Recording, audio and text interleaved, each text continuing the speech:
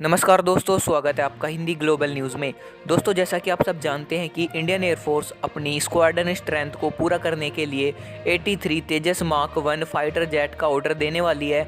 और दोस्तों, इस ऑर्डर को एरो इंडिया 2021 में दिया जाएगा। दोस्तों, ये डील 38,500 करोड़ रुपए यानी कि लगभग $5.1 बिलियन की होने वाली है। दोस्तों, इससे पता चलता है कि ये एक बहुत बड़ी डील होने वाली है इंडिया के लिए, क्योंकि दोस्तों जो LCA तेजस है वो एक इंडिजीनियस फाइटर जेट है।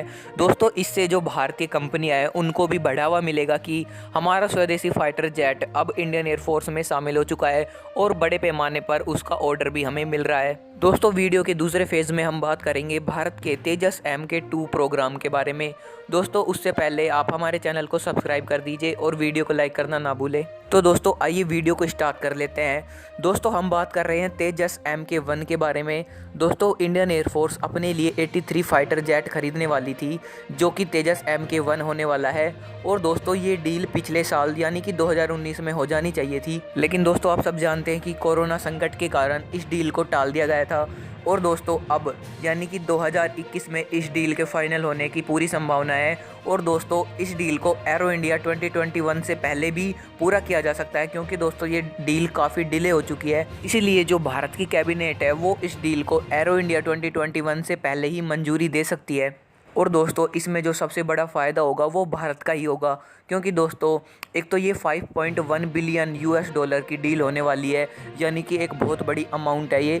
और दोस्तों, जो ये सारा पैसा है ये भारत में ही रहेगा।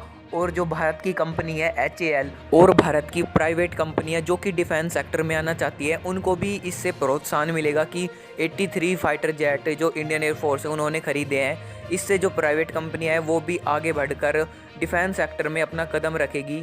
और दोस्तों, प्रधानमंत्री भी इस डील को फास्ट ट्रैक करने के लिए इसमें इंटरफेयर कर सकते हैं, क्योंकि दोस्तों ये डील काफ़ी डिले हो चुकी है। दूसरी तरफ इंडियन एयरफोर्स अपने पुराने फाइटर जेट MiG-21 और MiG-27 को भी रिटायर करने वाली है। और दोस्तों, इनको रिप्लेस करने के लिए इंडियन एयरफोर्स 123 तेजस MK1A का ऑर्डर दे चुकी है और उन्होंने 170 तेजस MK2 खरीदने की इच्छा जताई है।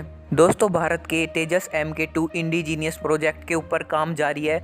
और दोस्तों, साल 2022 के अंत तक जो इसकी फर्स्ट फ्लाइट है उसको भी कर लिया जाएगा। और दोस्तों, जो तेजस MK2 है उसमें स्वदेशी अस्त्र MK2 मिसाइल लगाई जाएगी, जिसकी रेंज 150 किलोमीटर होने वाली है। अस्त्र मिसाइल के अलावा इसमें जो रडार सिस्टम है वो भी स्वदेशी होगा, जिसका नाम है उत्तम ESA रडार सिस्टम, जो कि भारत का एक स्वदेशी रडार सिस्टम है। उसे तेजस MK2 में लगाया जाएगा। और दोस्तों, जो इसकी प्रोडक्शन लाइन है उसमें लगभग 4 साल लग सकते हैं, क्योंकि दोस्तों इस समय के दौरान इसके जो एवियोनिक्स है, इसकी जो परफॉर्मेंस है उनको टेस्ट किया जाएगा। और साथ ही इसमें जो लगने वाली स्वदेशी मिसाइलें हैं उनका भी LCA तेजस MK2 में सफल परीक्षण किया जाएगा। और दोस्तों, देखा जाए तो 4 साल का समय काफ़ी लंबा टाइम होता है इसके प्रोडक्शन लाइन के लिए। लेकिन दोस्तों, ये तेजस MK2 के अलावा जो भारत का नेवल बेस्ड फाइटर जेट होने वाला है उसकी टेक्नोलॉजी भी तेजस MK2 से ही इसमें शिफ्ट की जाएगी, क्योंकि दोस्तों जो भारत का नेवल फाइटर जेट होगा वो तेजस MK2 बेस पे ही बनने वाला है। और दोस्तों, उसकी जो प्रोडक्शन लाइन है वो 2 साल के अंदर अंदर ही शुरू की जा सकती है। दोस्तों, अब बात करते हैं इनकी प्रोडक्शन लाइन के लिए। दोस्तों, इस पर भी बात की जा रही है कि जो भारत की HAL कंपनी है वो अपनी फैक्ट्रियों को और बाकी जो जगह है उन पर भी शिफ्ट करे और अपनी प्रोडक्शन लाइन को लगभग 3 गुना तक करे, जिससे जो तेजस MK2 का ऑर्डर है वो टाइम पर पूरा किया जा सके। क्योंकि दोस्तों, जो तेजस MK1 है उसके ऑर्डर को पूरा करने में लगभग 4 साल लगने वाले हैं, जो कि एक काफ़ी लंबा टाइम होता है।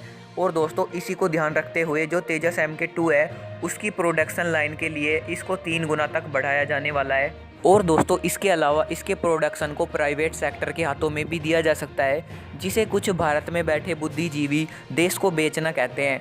लेकिन दोस्तों, वे ये नहीं जानते कि जो अमेरिका की जो कंपनियां हैं वो प्राइवेट कंपनियां हैं, जो कि डिफेंस सेक्टर में आकर आज अमेरिका को कहां से कहां तक ले गई। और अमेरिका दुनिया का नंबर 1 हथियार विक्रेता देश है। लेकिन दोस्तों, भारत में बैठे कुछ बुद्धिजीवी इसे देश को बेचना ही बोल देते हैं। वो इतना भी नहीं जानते कि प्राइवेट सेक्टर में जाने से जो भारत का डिफेंस सेक्टर है वो इतना मजबूत होगा और भारतीय हथियारों की धाक पूरी दुनिया में जम पाएगी भारत के प्राइवेट सेक्टर के दम पर ही। और दोस्तों, जो भारत का तेजस MK2 और M का फाइटर जेट होगा उसकी हिस्सेदारी को भी प्राइवेट सेक्टर के हाथों में दिया जाएगा, जिससे भारत का प्राइवेट सेक्टर काफ़ी मजबूत होगा।